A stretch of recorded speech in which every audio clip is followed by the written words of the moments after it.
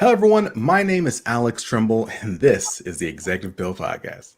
As you know, this show, along with all of our speaking, coaching, and consulting services, are laser focused on helping organizations prepare high performing leaders from all backgrounds to successfully transition to and excel in VP and other senior executive level positions. And if you and your organization are serious about developing diverse and highly effective executive leadership teams, then one, you are in the right place. And two, I encourage you to come visit us at gpsleadership.org or reach out to us at gpsleadership.org so we can discuss how we can work together to help you and your organization reach its leadership development and culture elevation goals. Again, I will not stop saying this because it is too freaking cool. The Executive Pill is now one of the top 5% most popular shows in the world, and it didn't happen by accident. It was you. It was you who made this happen. And it will be you who determines the continued success of this show. So please, if you find this content to be enjoyable, if you find to help you grow and learn and just be the best person, best version of you that you can be, then please do us a favor and click that like button, click the subscribe button, and please share your thoughts and questions in the comments section. Again, I have appreciated, I'm really loving everyone who's already doing that. And I would love for more of you to do it because this is truly impactful. It helps the algorithm and gets this show and content in front of more and more people. So thank you for that. And finally, I am excited to still be saying that my book, Relationships That Work, 4 Simple Steps to Building Intentional Connections in Business and in Life, is out on the shelves right now at Amazon.com. I'm telling you, if you're looking for those tools and strategies to help you build intentional relationships with your colleagues, with your team members, your employees, your staff, your senior leaders, and your clients and customers, that is the book that you need to read.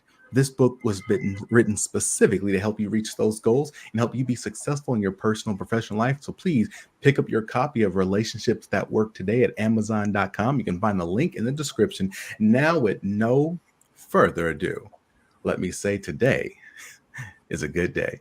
So today we have the wonderful Chikara Kennedy. This Kennedy, this a wonderful, awesome person, which you're going to meet her in a second, is a senior human resource leader who has served in several senior leadership positions at a number of very influential companies, such as Meta, formerly known as Facebook, and EY, which is Ernst & Young. I mean, this woman has not only shown to be a boss in the office, but she's also a boss in the field too, as a former U.S. Air Force member.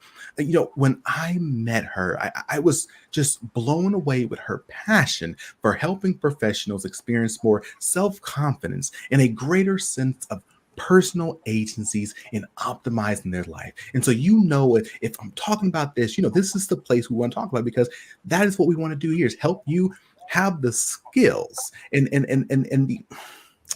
the confidence to have a greater self agency and optimization for your life. So, without any further ado, how are you doing today, madam? I'm doing great. I'm really excited to be here. Thank you so much for the invite. Oh, goodness gracious. Anytime I can hang out with you is a good time. Feelings mutual. So I want to start us off with, again, a softball question, a super softball question. How do you fix the world? I'm joking. I was ready for my pageant answer there, but go right ahead. But here's the thing. I was having a conversation with my mother-in-law the other day, actually, and she is a more experienced person. We're going to say experienced because we don't talk about age. Experienced person. And she's been here with us the last few months, helping us take care of our newborn. He's now 4 months. So he basically feels like he's grown. Sweet. I know, he's so cute. So the other day, so she's from Myanmar. She's from Southeast Asia. And she speaks broken English. She speaks a little bit of English. But yet her and I have been able to have very thought-provoking conversations throughout the time she's been here. And the other day she stopped me and she said, Alex, again, wasn't as clear as this, but she said, Alex, how is it that I speak almost no English and you are or professional speaker, and we're able to have these conversations. And I immediately responded back. I thought about it. I was like, well, it's because we made a decision to communicate with one another. We know that everything I say, she's not going to understand the first time. So I may have to find new and different ways to make examples and tell stories to help make sure she understands. On the same side, she knows the same thing. And when she is trying to work through a word or a concept that I'm not getting, I don't I don't rush her. I don't try to guess what she's trying to say for her. And she doesn't get frustrated and say, you never mind. And so I want to start us off with the concept of communication. Um, Communication is hard. Um, it only gets easier when you're intentional. What have you seen? What strategies, what have you done to help you be a more effective communicator? First, I mean, I love your example, and I think it really plays well into the concept or the thought of being an effective communicator. And I think the first two pieces that I would say for being good communicator is awareness of yourself. So really understanding your communication styles, your communication strengths, maybe areas that you're not so great at. And you'll see this if you're really intentional and thoughtful in your personal and professional relationships. You really have to understand yourself. And then I think the second part is really being thoughtful about exactly what you said, who you're communicating with, what's their culture, what's their background, if there's anything that you need to do to alter the way that you communicate, and just being open. The same communication doesn't work in the same situation, whether that's professional or Mhm. personal, Yeah, right? When I was in the military, it's a very different communication style than it is outside. When I had an assignment and worked in Tokyo, downtown in the Toshiba headquarters, it's a very different communication style than it is yeah. working in Silicon Valley. So if I would have gone and said, you know what, I've nailed this communication thing, I already know how to do it, I'm an officer in the Air Force, and this is how I'm going to communicate, I would have been ineffective in different areas. So I think it's always those two things, really being aware of yourself and really being open to the environment and needs of others, and being able to tailor your communication style and be open to other communication styles, I think is really the key. I love everything you just said. Two initial reactions. Okay. One, I think of I- look, I know people are not like me for this. I feel like communication is a two-way street. So let me say this.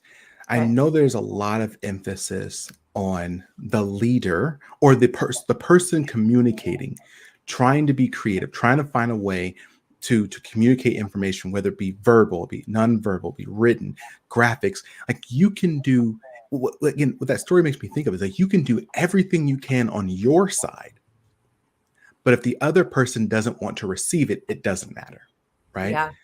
And so I guess again I lead a few trainings on the topic of again building relationships, communicating.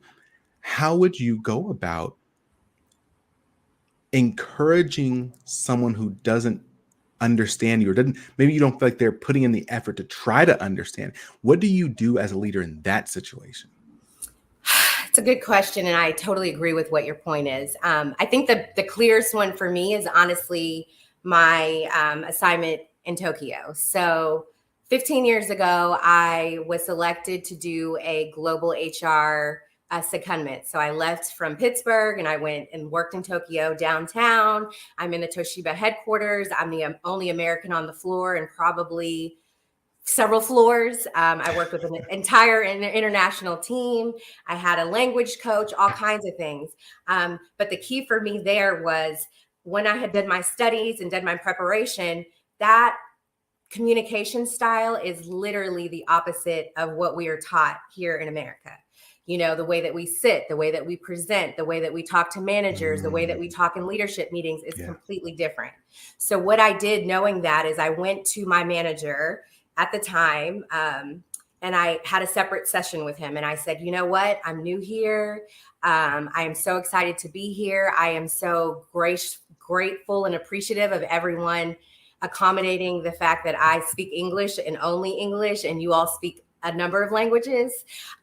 So what I'm asking from you is for you to just be open with me and tell me, hey, this isn't landing the way that you think you should, or please, be aware of this custom, and just tell me, Yeah. ahead of time, because I had known from my training that's not really part of the culture in Japanese companies. A lot of times they'll just kind of be quiet and not really say anything. So his eyes got really round and he was like, whoa, wow, okay, all right. I said this to a few members of my team, and I'm so grateful that I did that. When I tell you they gave me such good feedback and things that I had never imagined that would be so important to my success.